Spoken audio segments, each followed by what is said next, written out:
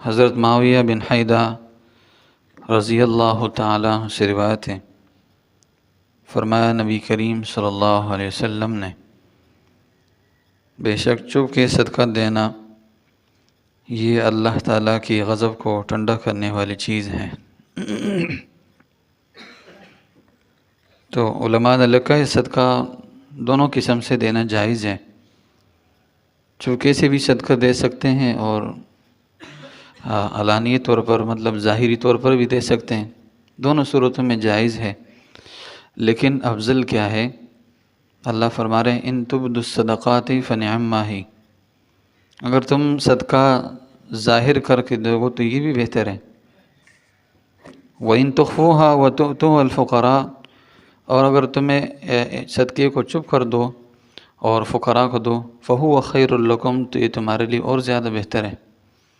تو فرمایا چپ کے دینا یہ زیادہ بہتر ہے بنسبت اس کے کہ ظاہری طور پر دے دیا جائے، لوگوں کے سامنے دیا جائے۔ علماء نے لکھا کہ اس صورت میں دے سکتے ہیں کہ جہاں صدقہ دینے کا رواج ختم ہو جائے، زکوٰۃ دینے کا رواج ختم ہو جائے، اور یہ اس نیک عمل پر عمل پیرا ہونا لوگوں کے لیے ناممکن ہو، نہ کرے وہ، تو اس صورت میں انسان ظاہری طور پر صدقہ دے سکتا ہے لوگوں کو دکھاتے ہوئے، تاکہ اور لوگ بھی اس طرف آ جائے، صدقہ دینے کی طرف آ جائے۔ مقصد اس کا یہ ہو کہ میں لوگوں کے سامنے اس لیے دے رہا ہوں تاکہ لوگ بھی دینے والے بن جائے کہ بھئی یہ بھی ایک عمل ہے جو اسلام اس کا حکم دیتا ہے۔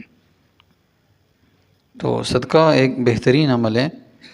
کل بھی میں نے بات کی تھی کہ صدقہ جو ہے اس سے مال بڑھتا ہے، اور اسی طرح شادی کرنے سے مال بڑھتا ہے۔ تو کچھ ساتھی تھے، ان لوگوں نے بات بھی کی تھی بھائی کہ اپنی بچوں کی شادی کرانا یہ والدین کی ذمہ داری ہے یا نہیں ہے؟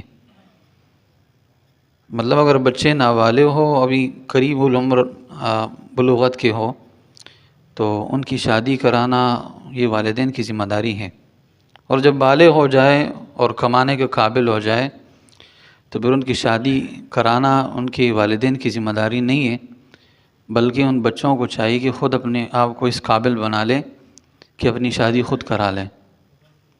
ٹھیک ہے؟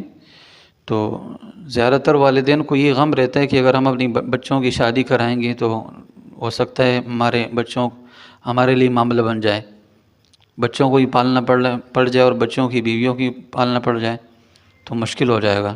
اس لیے والدین ڈرتے ہیں۔ کل کے بیان سے اکثر والدین میرے ڈر ہے کہ بھائی یہ تو ہمارے لیے معاملہ بن رہا ہے، اب بچوں کی شادی کرانا تو لازمی ہے، لیکن وہ کمائیں گے یا نہیں کمائیں گے۔